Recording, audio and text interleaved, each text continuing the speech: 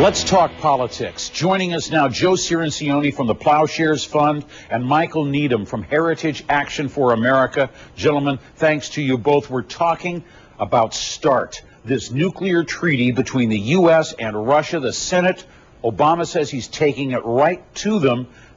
Mike, what do you think? Is he going to be successful? Is he going to win ratification? You know, I don't think he will in the lame duck session. I think for the last 6 months, a number of arms control experts and members of the United States Senate have raised serious issues about what this means for American national security.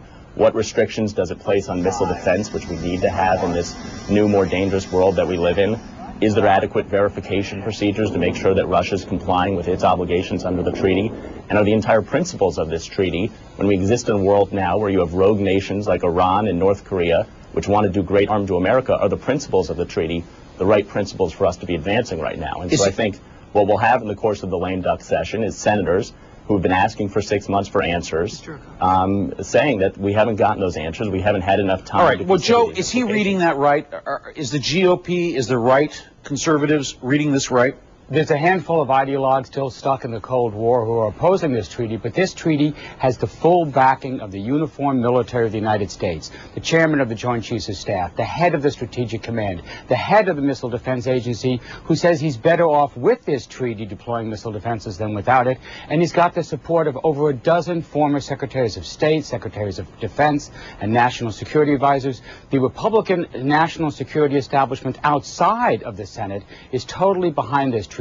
That's why I think the president's going to prevail, because there aren't any really substantive arguments against this. It's all politics right now, trying to deny the president a victory, trying to make him look weak and incompetent. I don't think that's going to work. I think the military is going to go to these senators and say, Senator, this is the national security imperative. We have to have this treaty. What the proponents of the treaty keep coming back to is these ad hominem attacks. We saw it from day one when Mitt Romney came out against the treaty and John Kerry responded in an ad hominem way. Here are the facts. As you said, we're not in a Cold War era anymore. During the Cold War, we could rely on mutually assured destruction, where we could say we'll deter the Russians, we'll have nuclear weapons, they'll have nuclear weapons, and nobody will fire them because it'll result in everybody being dead. Today we have countries like North Korea, we have countries like Iran that may not be deterrable, and that's why we need missile defense. And unfortunately, there's not clarity as to what this treaty does for our ability to have a comprehensive missile defense shield, which will keep us safe. Well, actually, there's absolute clarity, including the testimony of the head of the U.S. Missile Defense Forces,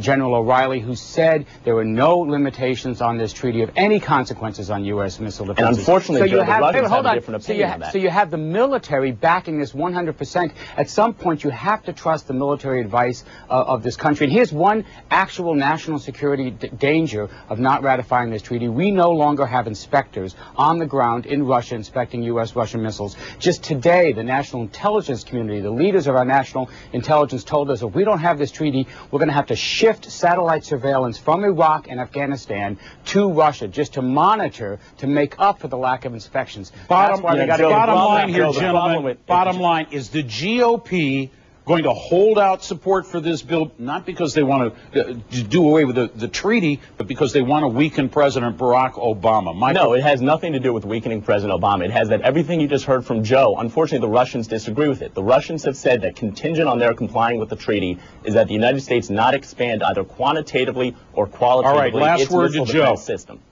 In the end, the GOP is going to back down. They're trying to delay the treaty, but when the military comes and says we need it, senators usually answer the call of duty.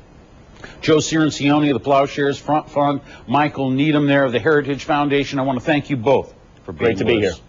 Thank you, Jim.